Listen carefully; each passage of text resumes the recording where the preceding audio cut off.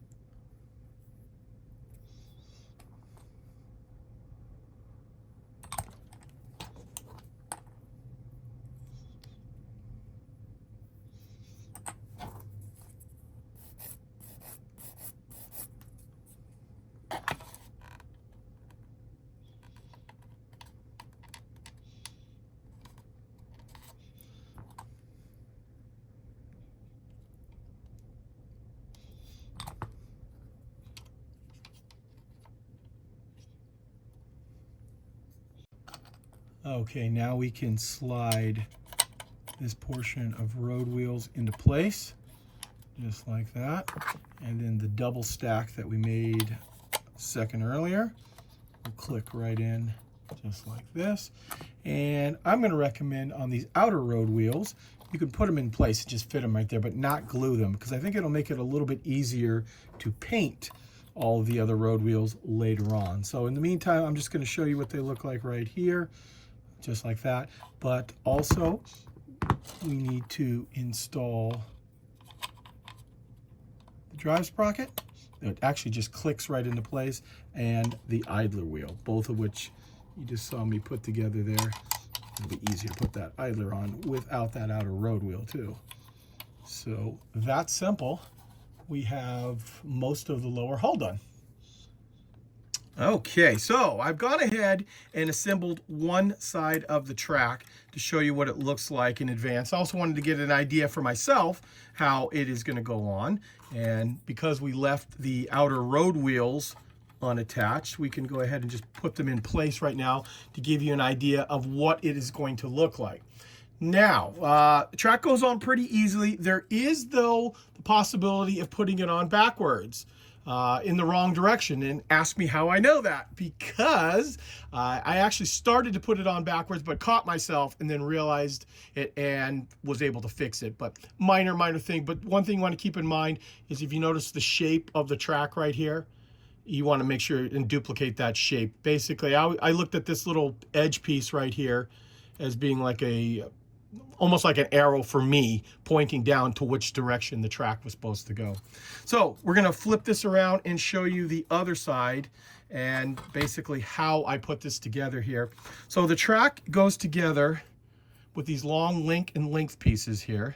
And what I recommend doing is, as you do it, is you start to glue together these pieces and keep the track wet.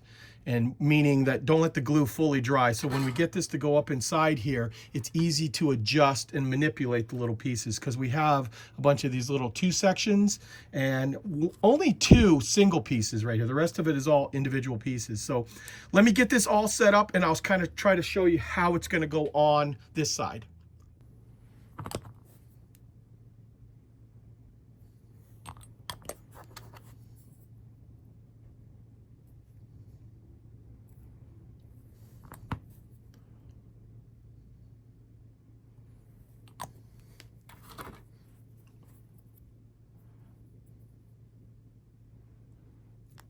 Okay, you guys just watched me glue those little pieces together there, and this is what I meant by earlier. They've only set up for about 1.5, 2 minutes, but they're still flexible.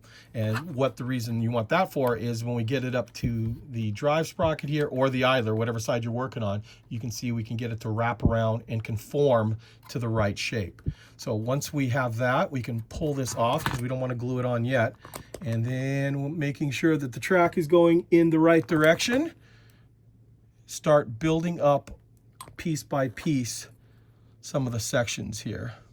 So this will be the next section that goes onto the track. Actually, I'm going to put a touch more cement on there. Don't know if I got enough on the other side. And what I'll do is I'll also work on this piece here.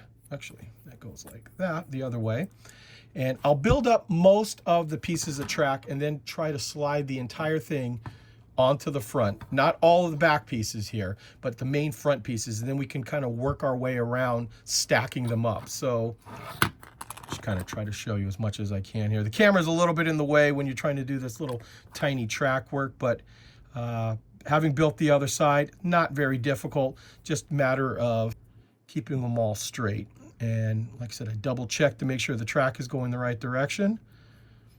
And you can always get a little extra cement down that crack there to keep it flexible for a while. So I'll let this set up for just a couple of minutes, and then I'll come back and show you how it'll fit onto at least the front part of the track section here. Okay, I'm going to kind of try to show you, without bumping the camera too much here, how I did this. So you see I've attached all of those pieces together. They're still very wet and pliable, and it's a little finagling around here, we get it to line up, and you can see how it starts to conform to the track itself, to the road wheels. And then with that, I will go back around and I will start gluing them into place, starting, you know, with the bottom, working our way around, and with a little playing with it and then adding the other pieces, you'll have a nice set of track within a matter of maybe 20 minutes aside total.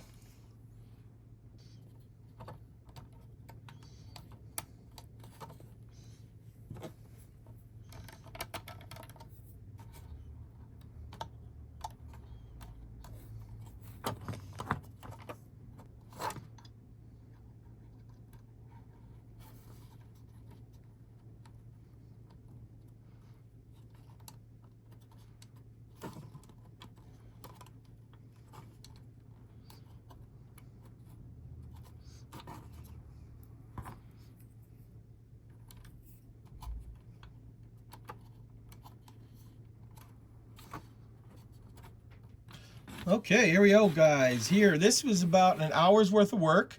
We've got basically the whole lower hull done now. Now, I still have not glued these outer road wheels into place. I just put them in here just to show you guys what it's going to look like. I want to save that to the very end for painting, because it's just going to make painting go that much easier. Because they kind of just snap into place right now. So the next thing we need to start working on is the rear portion of the tank, and then we will gradually lead into attaching the upper hull. Okay, now we can assemble the rear of the tank, and they do give you a couple of different options in flame dampeners. I'm choosing this particular one right here. I've gone ahead and just attached the 4 little parts right there because they were so small. And then once we have that on, we can glue this into place just like that, one on either side. And then they also give you a variation of armor covers for where that is. And I actually can wrong one. I actually decided I'm gonna put these squared off ones, and that'll cover up that piece just like that. So, and then the only other thing I have to do after that is build the jack and install, I just cut these off, haven't actually sanded them yet, and then install the stowage bins. Yeah, just like that. We'll go on the back there. So I'll get all that sanded, put it all together, and I'll show you what it looks like just before I attach it to the rear of the tank. Okay, all that is done. Now it's time to slide that back portion into place. A little cement on it there. There it goes, click into place.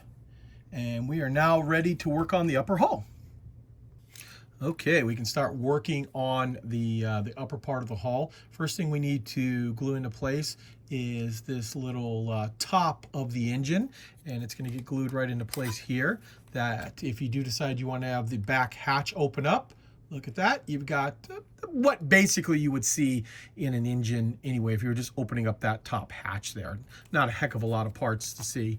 So with that done and glued into place, there are some hatches here I need to install, and also need to install the photo etch, and it's calling out to put on all the little racks and the track on the side. I'm going to leave the track off in any of the tools because painting that stuff separately is always way quicker and easier than attaching it, I think, than in trying to paint it in place here. But I will glue everything down right now that's the same body color, the dark yellow base that the kit will have. So let's go ahead and put all those pieces on now.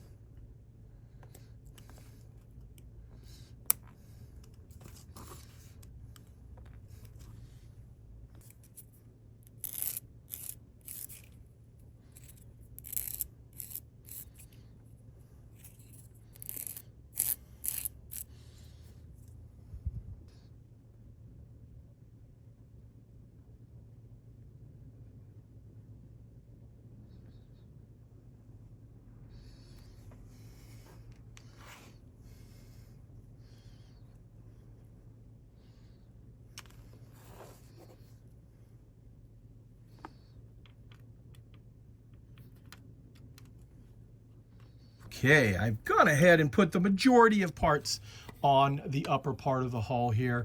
Most of the tool racks, you saw me put the photo etch on, and then also there's like little lifting hooks on the rear engine deck, all little tiny parts like that got put on. I left these grab handles off for right now just so I don't knock them off while I'm attaching it to the lower part of the hull, but all the other little accessories are now on there. So with that being said, I can go ahead and glue this to the lower hull. There's two little locking pins up front there we need to line up, and once that's on there, it actually fits pretty quickly and easy right into spot right there. And we'll just have to run obviously glue on the bottom down there, and then once that is dry, we can push with a little cement towards the back to make all of these pieces line up, and then we should have, quite frankly, I'd say about 95% of the lower hull done. So let me go ahead and glue that on right now, and then after I do that, I'll put the fenders on right here, the little step fender, and any other little accessories now that I don't have to worry about knocking them off. Okay, now we can start to build the turret. And I first wanted to show you this. This is a unique way that they've done this to make it easy on the modeler. You're going to see all these little tiny pieces here, but they've given you this little jig. So what you do is you come over here, you glue them in place just like that, and then you come back later after they're all set up and straight and just nip off with your nippers all the little pieces, and then they're all lined up exactly the way they're supposed to be. So I think that is a great little time-saving piece on it. And then once that gets done, I will go ahead and I will glue this piece just like that. You see how well that slides right into place. We've also got our turret hatch that will drop right in like that. And then of course a few other little guards, things like that, little covers, things like just like that one there. Now, once that is done, I really want to show you this too. So here is how the gun mechanism is going to work. So I just pressure fitted these two little squares, this little square with the hole in the middle and this one in, and just pushed them in. They're real tight, but they fit in real well once it's in there. And then once you have that, it's going to correspond to the other little squares on the inside. So very quickly and easily, you can force this in. Your barrel will still have the ability to go up and down, but very quick and easy to do. I'm actually going to build the one with the chin. I like that that armor better there. I just literally just cut these parts off. I haven't sanded them or anything yet, but you can see how quickly and easy this whole thing is going to go together. And then we can come over, glue this front plate on. Let's see, there might be some more sanding I have to do. Yeah, there is some sanding. I am taking that off. But you see how this will work. This will fit right into place here. And then finally there is this little cover that goes up on top here and drops into place. And it's like, it's to keep water from going out inside the turret there, where the barrel, or where the mantlet meets the turret. So there you see, and then of course the last thing we'll do is once we get that, we'll go ahead and glue the bottom into place. And that is all the parts that basically make up the turret. So I'm going to start putting all those together right now. So needless to say, when you put that piece in there, make sure you have cement on all of the the little individual pieces, or else it'll fall off later on. And we'll go ahead and glue this into place here. I think the easiest way to do it is going to be to slide the piece into place so we don't get cement anywhere we don't want, and then just run it down the seam in there, making sure it's made a nice tight contact, just like that. So we'll let that dry for a few minutes, and then I can glue the bottom on and then the front where the mantlet goes, just like that. Actually, that I did sand those parts over there, and you see how well that fits together.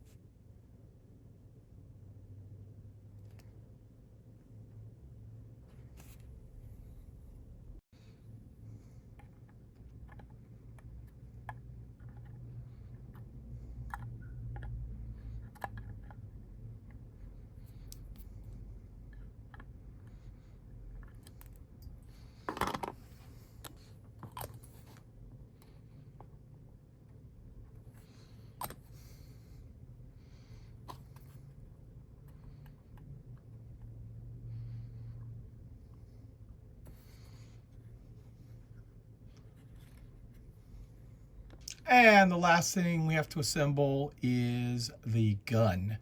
And see here, it is a slide molded a barrel. All I had to do was put the little baffle inside and the very front of the muzzle brake on. And with that being done, we can actually slide the whole thing right into place, making sure this is straight. And then with a little super glue, it's ready to glue on. So there it is. Other than the machine gun ring, which I will put on after, not the machine gun ring, the actual mount for the MG34. The machine gun ring is actually on here already. But I will put that on last. I don't want to knock it off. I think this is all the parts. There might be a couple of other little small parts to put on, but I think it's enough now that I can go ahead and prime the entire model with some Mr. Surfacer and see if there's any touch-up or repair I need to do on it. But at this point right now, it's taken me about 2.5 hours to build up the tank the way you see it. Okay, there is the completed model with a coat of gray primer on it.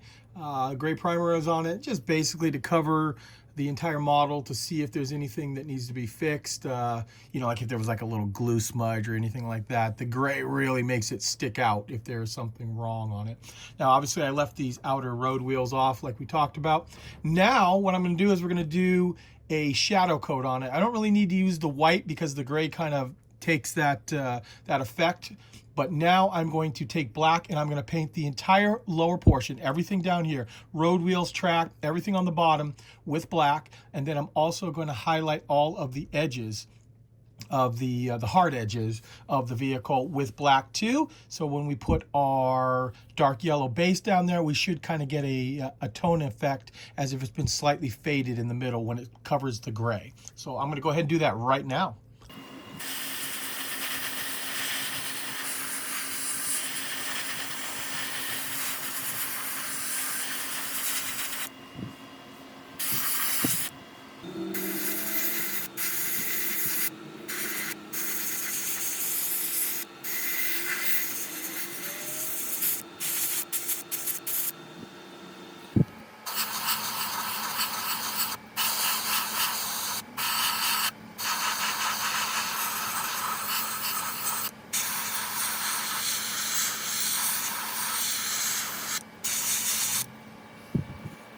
Okay, here is the tank all painted up with the black and white. Of course, like I said earlier too, I was going to paint the entire lower hull with a black color as well. And actually, the black I used on this is NATO black. I think it makes a good choice for the rubber. Remember, we can remove these outer road wheels here, but the tracks have the basic color that we want on it. So now I'm going to spray the tire model with German dark yellow or Dunkelgelb. The only thing I need to do first is get some paper to kind of use as a mask. Get that up inside the well here so we just don't get any overspray on the tracks or the road wheels yet.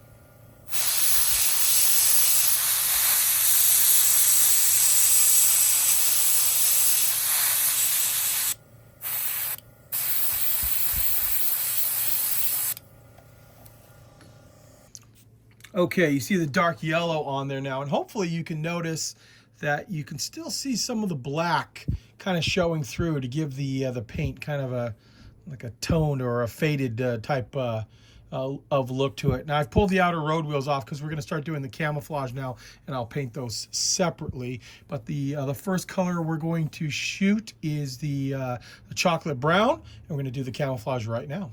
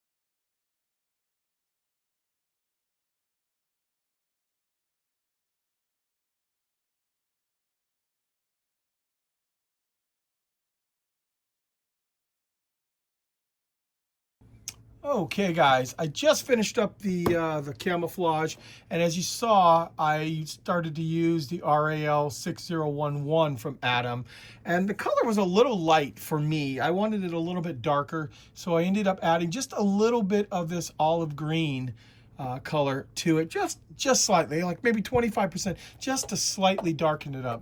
The other reason this is like this is because I did paint underneath the turret, so if I do decide to rotate the turret, you will not see the paint marks. So we'll have to put that back on. Now what's time to do is to go ahead and start putting on the accessories, and then we can start weathering. So I'm going to put on like this group of tracks and the tools and any of the other little pieces like that right now.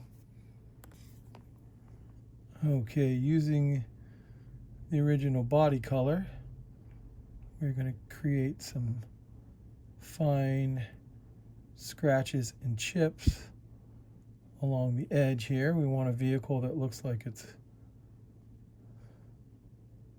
seen a little wear and tear. And these are going to get dulled down after we put some of the washes and other things on it. But we can also create some larger chips down here and scratches.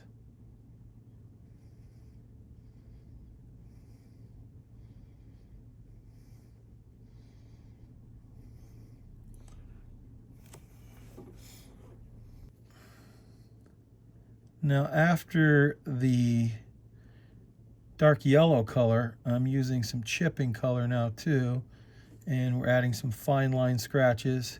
I'm going to blend all of this together, but we want to go over and start scratching up the vehicle. As you can see here, we'll go back over, add this chipping color, which is darker brown than the red brown that's on it. And we also want to create some like tarnished areas where the paint is completely rubbed off.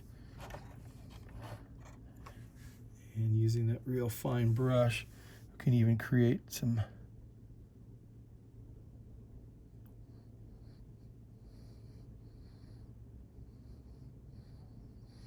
long scratches.